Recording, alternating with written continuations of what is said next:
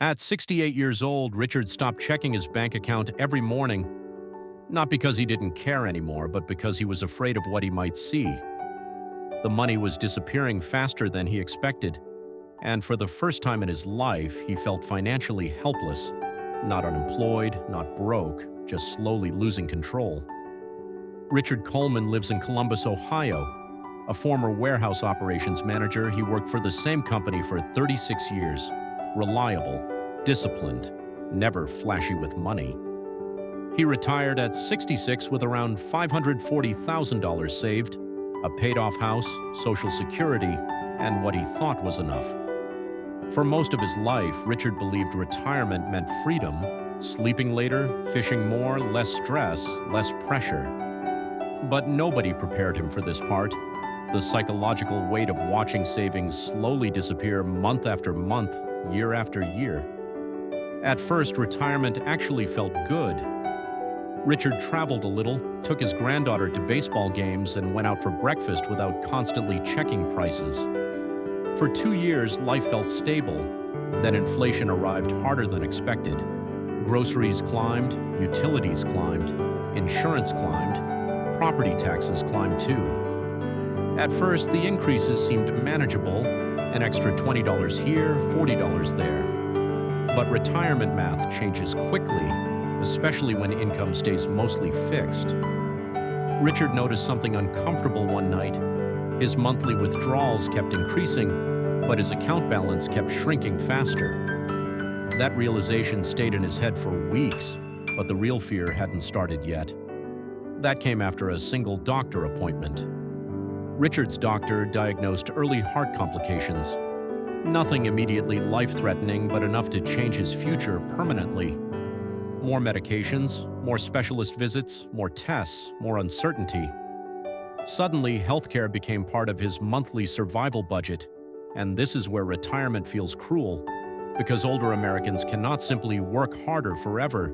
You cannot outwork aging, and medical costs rarely arrive politely.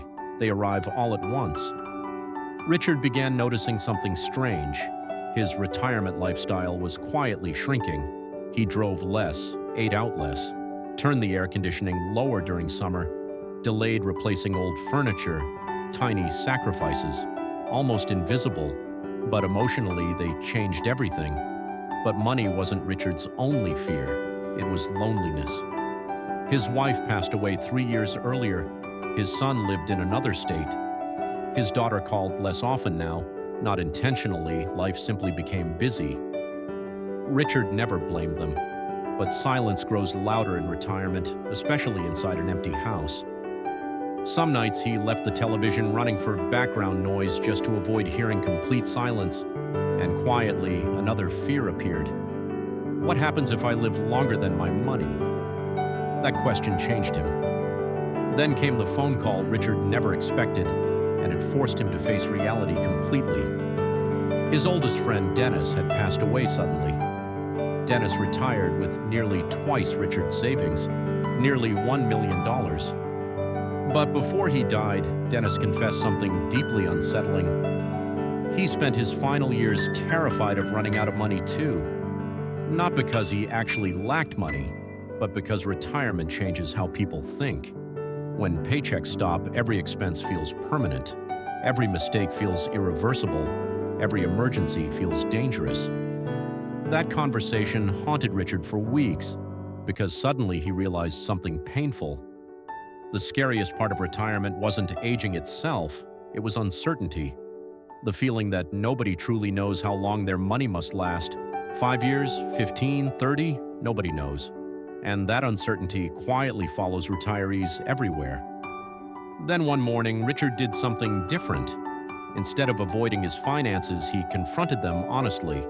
He met with a retirement planner, not to get rich, not to chase risky investments, just to understand reality clearly.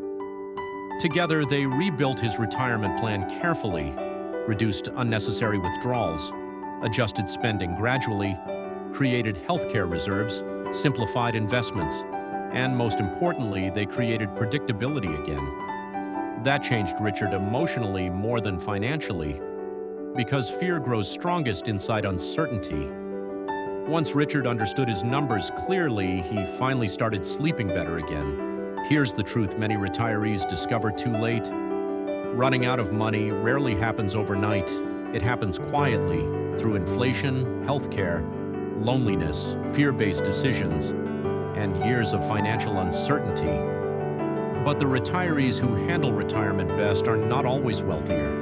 They are emotionally prepared. They adapt early, ask questions early, simplify early, and accept one difficult truth.